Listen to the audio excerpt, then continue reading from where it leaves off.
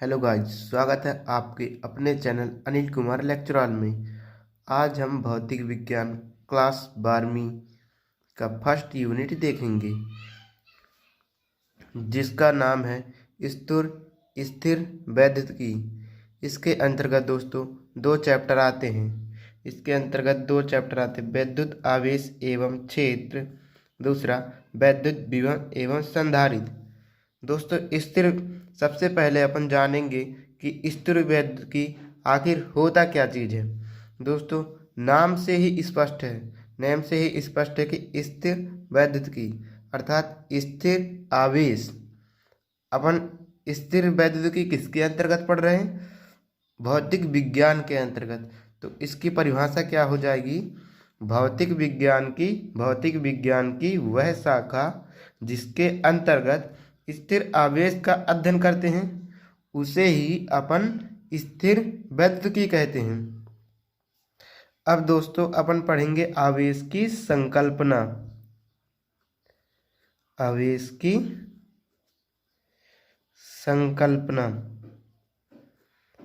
की संकल्पना पढ़ने से पहले अपन जान लेते हैं कि सोडियम का परमाणु क्रमांक क्या होता है?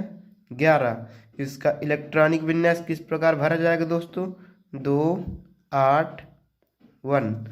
और अपन जानते हैं कि सभी जो तत्व हैं अपना अष्टक पूर्ण करना चाहते हैं, तो ये अपना अष्टक किस प्रकार से पूर्ण करना चाहेंगे? एक किसी से उधार लेकर या उधार देकर अपना अष्टक पूर्ण करेंगे। जो इनके लिए सरलता से हो जाएगा वही करेंगे। तो सोडियम क्या कर सकता है दोस्तों? 7 इलेक्ट्रॉन ग्रहण करेगा तो उसकी ज़्यादा ऊर्जा खपत होगी। वह क्या करेगा? 1 इलेक्ट्रॉन त्याग देगा तो उसकी ऊर्जा कम खत्म होगी। तो यह सोचता है कि मैं 1 इलेक्ट्रॉन त्याग दूं, और जब ये 1 इलेक्ट्रॉन त्याग देता है तो इसका अष्टक पूर्ण हो जाता है और एक अस्थायी तत्व बन जाता है। ये एक अस्थायी तत्व बन जाता है और यह 1 इलेक्ट्रॉन त्याग करके अपने ऊपर प्लस चार्ज ले लेता है, Na+। अब अपन बात करते हैं क्लोरीन की, जिसका परमाणु क्रमांक होता है 17। इसका इलेक्ट्रॉनिक विन्यास भरा जाएगा दोस्तों 2 8 और 7। क्लोरीन भी अपना अष्टक पूरा करना चाहता है, क्योंकि अपन जानते हैं कि प्रकृति में हर तत्व अपना अष्टक पूर्ण करना चाहता है। तो यह क्या करेगा दोस्तों? यह 1 इलेक्ट्रॉन ग्रहण करके अपना अष्टक पूर्ण कर लेगा, और ये अपना अष्टक पूर्ण करने के बाद, क्योंकि इसने 1 इलेक्ट्रॉन ग्रहण किया है, इसलिए इस पर माइनस चार्ज आ जाएगा। तो आवेश की संकल्पना अपन किस आधार पर कर सकते हैं? एक धनावेश पर, एक ऋणावेश पर। इस पर धनावेश आया, इस पर ऋणावेश आया। इन दोनों के लिए क्या उत्तरदायी दोस्तों? इलेक्ट्रॉन। चाहे इसमें इलेक्ट्रॉन की वृद्धि हो या इलेक्ट्रॉन की हानि हो, दोनों के लिए इलेक्ट्रॉन ही उत्तरदायी है। हाँ, तो दोस्तों अपन देखते हैं कि आवेश की संकल्पना के लिए इलेक्ट्रॉन ही उत्तरदायी है।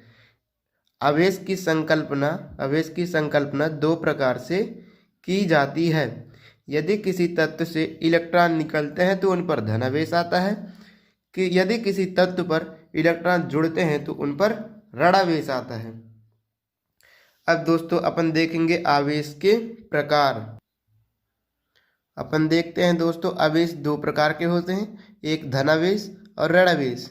यदि अपन कोई एक धनावेशी क्षण लेते हैं, यह है दोस्तों एक धनावेशी क्षण, और एक दूसरी धनावेशी क्षण लेते हैं और इन दोनों को आप पास में ले जाते हैं, तो अपन देखते हैं कि इन दोनों में प्रतिकर्षण होता है। क्या होता है दोस्तों? प्रतिकर्षण। और अगर अपन एक ऋणावेशी क्षण लेते हैं और एक धनावेशी क्षण लेते हैं, तो अपन क्या पाते हैं दोस्तों? कि इन दोनों के मध्य प्रतिकर्षण होता है। इन दोनों के मध्य क्या होता है दोस्तों? प्रतिकर्षण। और इन दोनों के मध्य होता है आकर्षण। क्या होता है दोस्तों? आकर्षण। तो दोस्तों अपन एक समान छड़ को सजातीय कहेंगे एवं अलग अलग वाले छड़ को विजातीय कहेंगे। अब दोस्तों अगर हम एम नॉट द्रव्यमान की वस्तु को यू वेग से भगाते हैं तो क्या होता है कि इनके द्रव्यमान में परिवर्तन होता है। परिवर्तन कैसे होगा दोस्तों? इस सूत्र द्वारा द्रव्यमान में इसके परिवर्तन होगा। जहाँ डेल एम क्या है दोस्तों? जहाँ डेल एम है दोस्तों द्रव्यमान में परिवर्तन, तथा एम नॉट है स्थिर द्रव्यमान, और भी है वस्तु का वेग, और सी है प्रकाश का वेग, जो होता है दोस्तों 3 × 10⁸ मीटर सेकेंड। अब अपन पढ़ेंगे दोस्तों आवेश के मात्रक। आवेश का मात्रक तो अपन दोस्तों जानते हैं कि आवेश का सूत्र होता है विद्युत धारा इंटू समय। विद्युत धारा का मात्रक क्या होता है दोस्तों? एम्पियर। और समय का क्या होता है? समय का होता है दोस्तों सेकेंड। इन दोनों के गुणनफल को अपन कहते हैं कूलाम। क्या कहते हैं? कूलाम। तो दोस्तों आवेश का मात्रक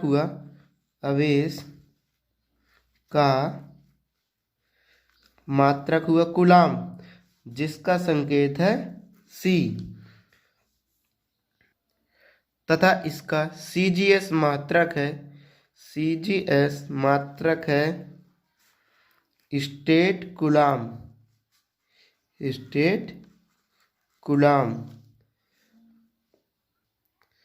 तथा स्टेट कूलाम तथा कूलाम में संबंध है 1 कूलाम बराबर 3 × 10⁹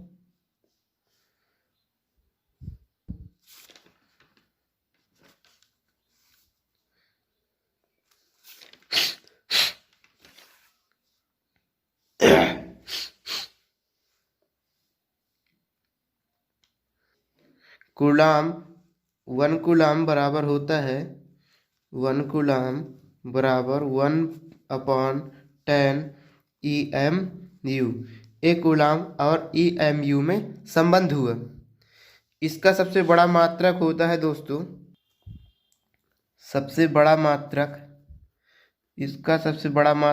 है दोस्तों फैरेड। और 1 फैरेड बराबर होता है 9,06,500 कूलाम। और इसके अन्य मात्रक भी हैं दोस्तों, जैसे हो गया माइक्रो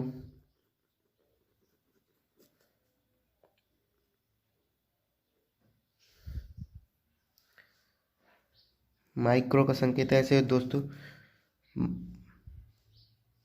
माइक्रो को लिख सकते हैं 10⁻⁻6, मिली को लिख सकते हैं 10⁻⁻2, नैनो को लिख सकते हैं 10⁻⁹, पिको को लिख सकते हैं 10⁻12।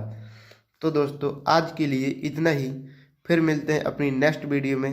तब तक के लिए जय हिंद। अगर दोस्तों वीडियो पसंद आती है तो वीडियो को लाइक सब्सक्राइब करना ना भूलिएगा। थैंक यू दोस्तों।